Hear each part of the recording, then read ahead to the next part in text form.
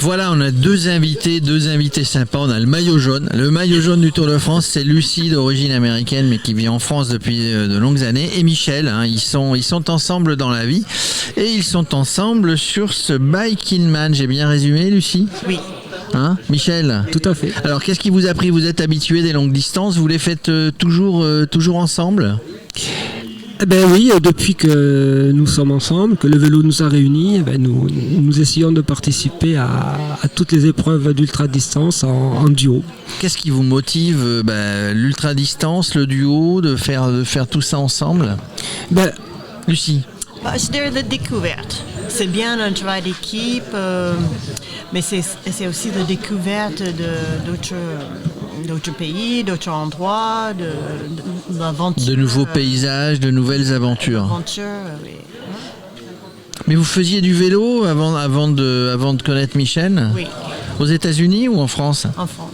Parce qu'il n'y a rien aux États-Unis en organisation d'ultra-distance de vélo. Si, il y a la fameuse Race Across America, mais il doit y en avoir d'autres. Sûrement, mais... Et là, donc, vous habitez dans le sud de la France, en Méditerranée, vous étiez hyper motivé pour venir, puis patatras, à un moment donné, oulala, il y a la course qui est peut-être annulée, il y a le comment dirais-je, le Covid qui arrive, on va plus pouvoir rouler la nuit. Qu'est-ce qui se passe ? Vous êtes resté motivé, vous y avez cru ? Oui. De toute façon, on allait venir. Donc, on allait faire le parcours. En off, autrement, vous l'auriez fait ? Ouais. Parce que vous avez déjà fait, alors déjà à deux ou tout seul, Michel, vous avez déjà fait d'autres Bike in Man. Ah oui, bien sûr. Moi, je suis un passionné de vélo. J'aime le vélo un peu sur toutes ses formes. Et il n'y a pas que la compétition, que j'adore également.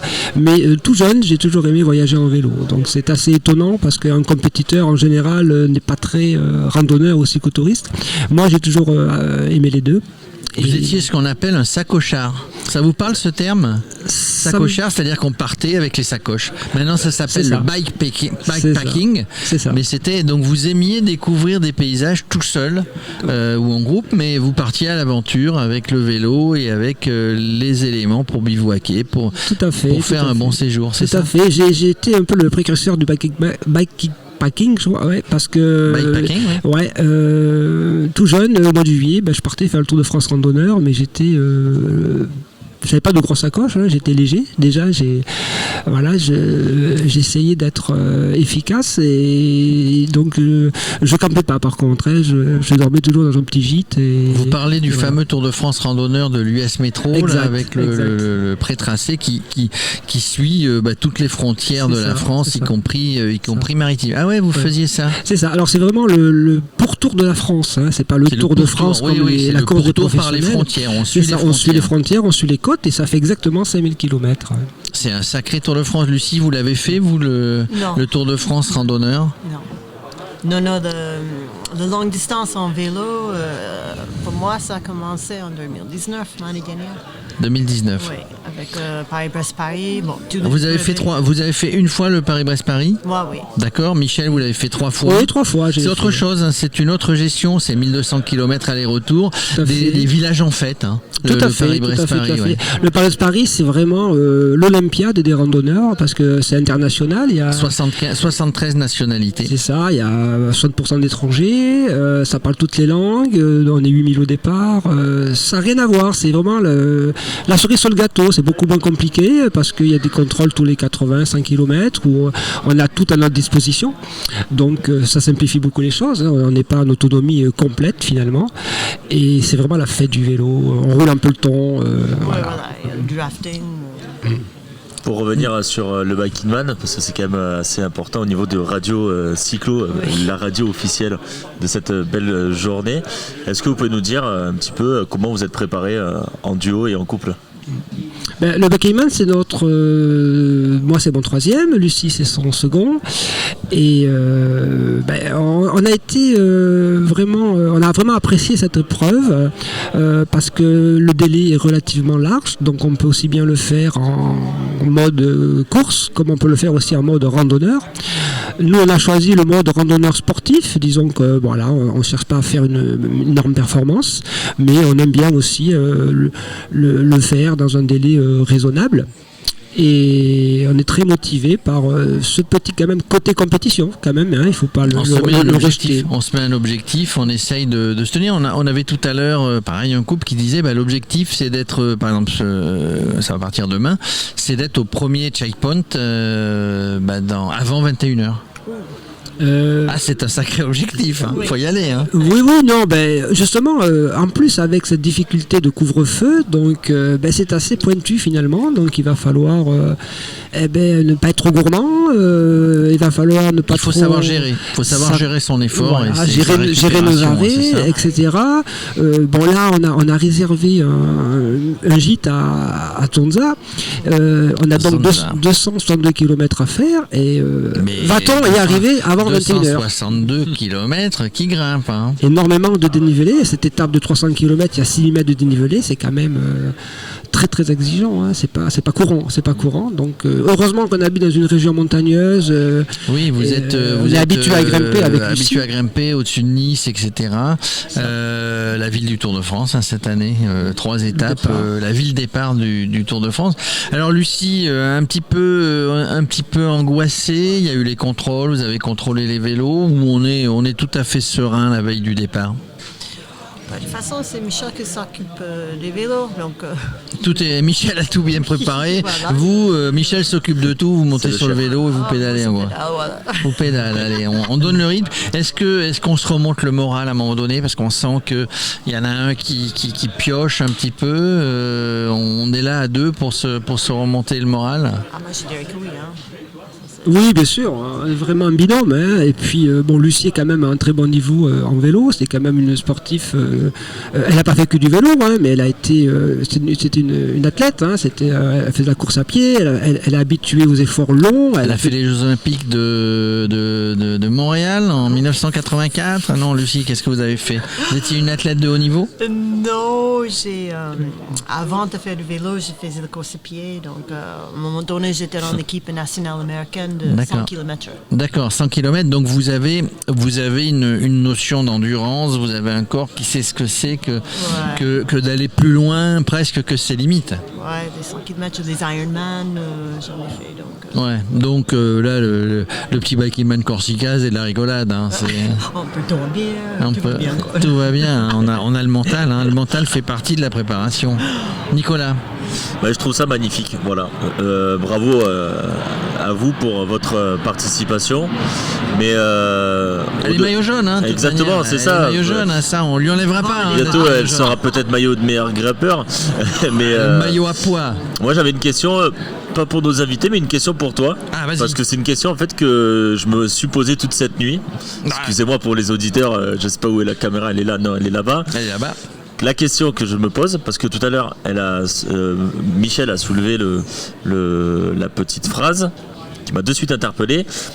J'espère qu'on arrivera à 21h. Si les coureurs arrivent pas à 21h et qu'ils sont sur le vélo, ils sont à 10 km d'un village. Qu'est-ce qui se passe? C'est ça, qu'est-ce qui se passe?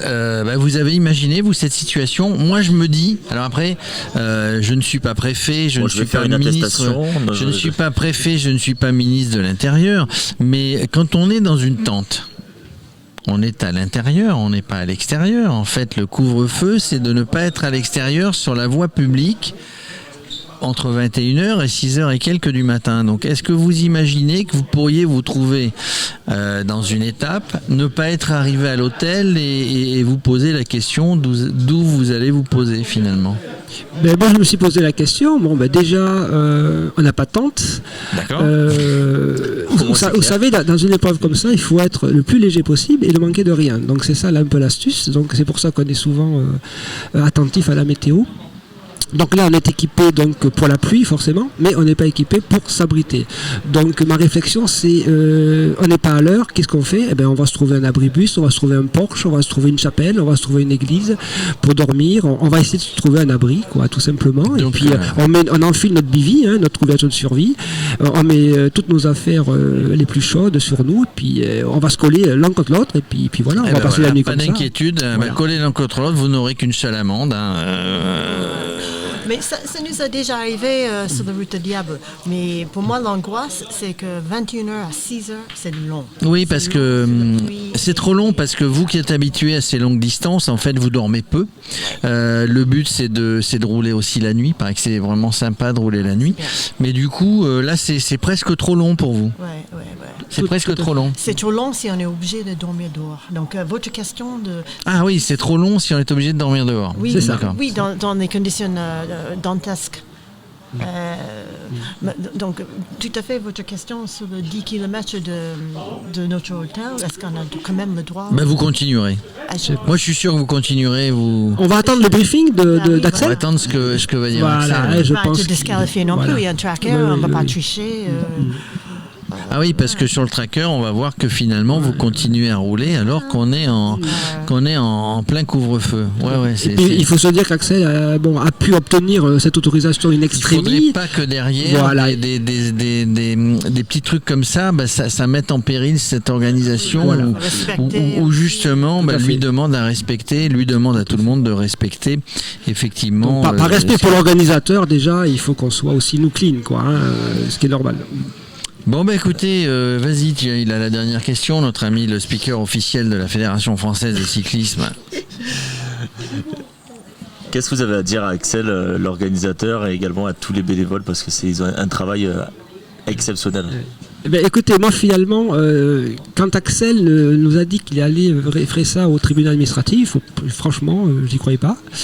Et quand il nous a envoyé ce dernier mail en disant bon c'est ok, On a gagné. on a gagné, je lui ai envoyé un mail et je lui ai dit écoute Bravo. Axel, toi et ton équipe, trop fort quoi, chapeau, voilà. Non mais Axel, il a les caractéristiques d'un coureur de Bike-in-Man de toute manière, c'est-à-dire qu'il a l'obstination, C'est quand guerrier. il se fixe un objectif, il y va, il l'a fait pour lui, mais il l'a fait aussi pour vous tous, sincèrement, nous qui le connaissons.